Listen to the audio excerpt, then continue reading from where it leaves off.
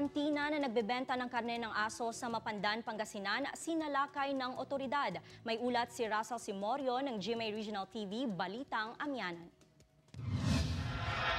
Niraid ng National Bureau of Investigation ang isang kantina sa Mapandan, Pangasinan dahil sa umano'y pagbebenta ng karne ng aso. Inaresto ng mga operatiba ng NBI ang negosyanteng si Rhea Eliasus. Umaabot umano sa iba't ibang lugar sa lalawigan ang panindang karne ng aso ng suspect. Kakatay ng aso at ang dog meat nito ay kanilang niluluto at ibinebenta sa kanilang mga parokyano.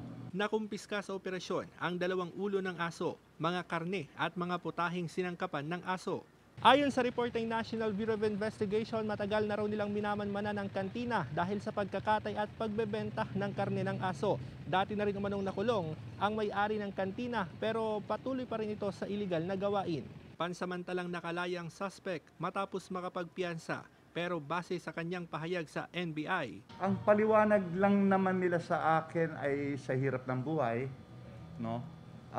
Mas pinipili nilang bumili ng aso kasi mas mura.